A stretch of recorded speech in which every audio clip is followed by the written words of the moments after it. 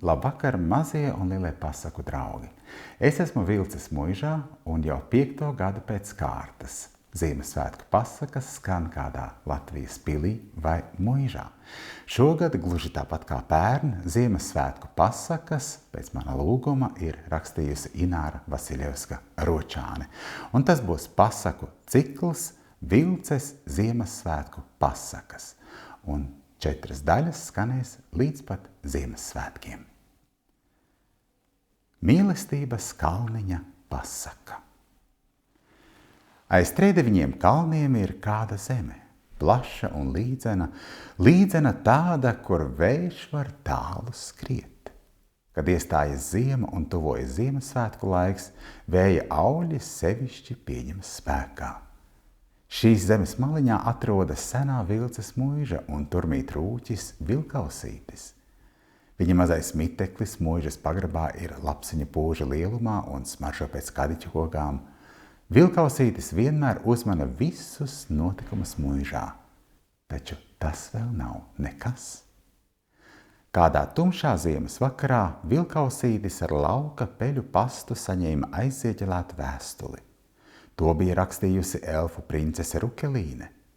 Vēstule smaržoja pēc brūklenēm un rūpīgi veidotie burti nepārprotami aicināja Vilkausīti uz tikšanos netālajā mīlestības kalniņā. Vilkausītis kurināja savu kamīnu un tā gaismā lēni lasīja maģiskos vārdus. Rītausmā es tevi tur gaidīšu. Mazā rūķa sirds strauji pukstēja un miegs nebija neprātā. Jau pusnaktī Vilkausītis uzvilka savu zilo goda kamzoli, uzlika skaistāko cepuri, kājās vēl brūni zābaciņi ar skaļi klaudzošiem papēžiem. Tā, ko lai uzdāvina Rukelīnei? Sākās taču Ziemassvētku gaidīšanas laiks. Viņš klusi pie sevis prātoja. Padoms rokā. Klusi ielavījās muižas istabās un sameklēja mazu glītu porcelāna krūzīti, ko varēja panest un veikli ieslidināja savā mugursomā. Tā Vilkausītis devās ceļā. Bāla mēnesis stari gaismoja sniegiem klāto taku, pa kura gāja Vilkausītis. Lukturīši viņam nebija. Smalki sijājās sīkas sniegpārsliņas, miglas tēli aizšķērsoja ceļu. Vilkausīša drosmīgā sirds zināja, kurp jādodas. Tā pēkšņi bija kļuvusi tik karsta kā gailoša ogle ziemas sārtā, tik gaiša kā svecīte tālā logā. Tā jau laikam notiek, kad tuvojas Ziemassvētku laiks. Gāja ilgi, laikam jau visu nakti, līdz starp kokiem pamali sāka krāsoties mazliet aveņsarkana. Tad Vilkausītis pēkšņi juta, zābaciņi paši viņu nes augšu pa kādām nelielām koka kāpnēm. Attapās tikai tad, kad puskrēslā viņa priekšā iznira noslēpumaini burti. Lasīt Vilkausītis prata labi.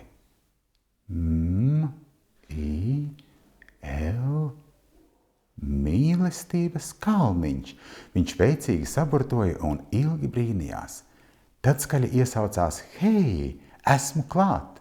Par atbildi un sev par pārsteigumu Vilkausītis saklausīja viltīgus smieklus.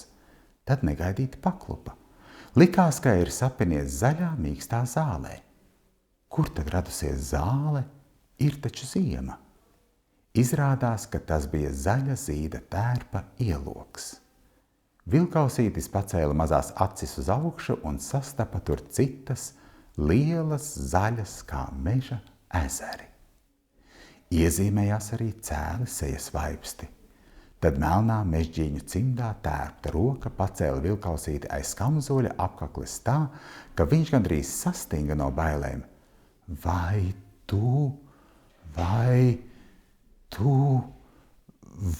tu esi Rukelīnīte? Vilkausītis šļupstēja.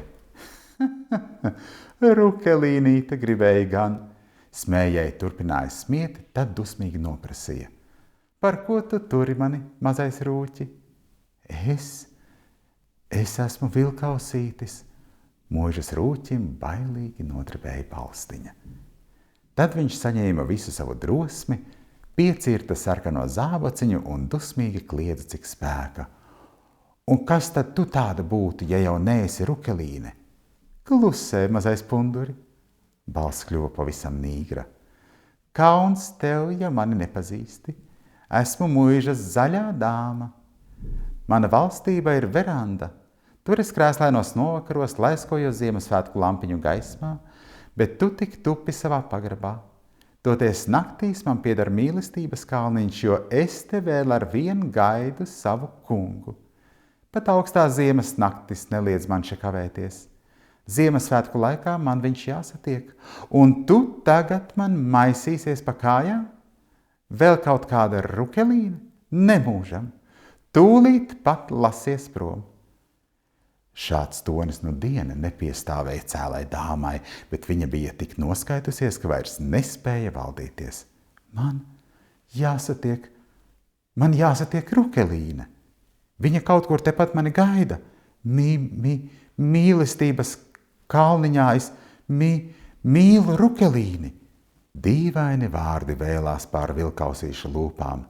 Zaļā dāma atkal ironiski smējās. Vai tu maz zini, kas ir mīlestība?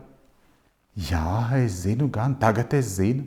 Es to uzzināju šonakt, tas ir tad, kad sirds ietina siltā plīvriņā. Tas ir tad, kad sirds gaiši mirdz un ved pa pareizo ceļu uz turieni, kur mani gaida un kur man jābūt. Tev, zaļā dāma, ir augstas sirds un tev to nemūžam nesaprast. Vilkausīša vārdi bira kā skanīgi sudraba dauderi. Neko tu nezini, pārvērstā balsī iekliedzās zaļā dāma un jau pastiepa savu roku melnajā mežģīņa cimdā, lai sagrābtu un aizmestu mazo rūķi kā pelēku ceļmalas oli. Te notika brīnums. Vilkausīša sirds siltums saplūda ar pirmajiem rīta saules stariem un pārvērtās par tādu kā sārtu kamolīti. Vilkausītis to zibenīgi meta zaļās dāmas virzienā, un kamolītis trāpīja tieši bālajā augstasinīgajā sejā. Zaļā dāma iekaucās kā ievainota vilcene, uz visām pusēm pašķīda zilzaļi zibeņi, starp kailo liepu stumbriem plandījās zaļas saplēstā tērpa un melnā kažoka driskas. Zaļš augstpapēža zābaks bija aizķēries kādā zarā.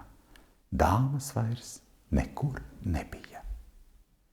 Vilkausītis spēja apgriezās uz sarkanā zābaciņa papēža un palika zemē kā iemiets. Augšu pa koka kāpnītēm kāpa maza, daļa elfu princese raibā mētelītī un pūkainā cepurē. Rukelīnes acis mirdzēja kā dimanta pogas baltos cimdiņos. Viņa turēja lukturīti ar dzīvu spožu uguntiņu. Rukelīn, tu? Vilkausītis izdvesa, jo šaubu vairs nebija. Es tevi atradu, es tevi mīlu. Viņš nočukstēja tikko dzirdami un izņēma no mugursomas porcelāna krūzīti. Nesaki neko, Rukelīne teica, tu mani izglābi. Nemaz necerēju, bet tu to izdarīji. Tu un tava mīlestība. Nav lielākas dāvanas par to.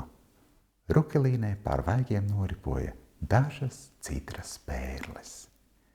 Jau pēc mirkļa mīlestības kalniņa pakājai rītausmā kurējās mazs ugunskurs un mazā katliņā burbuļoja liepziedu tēja.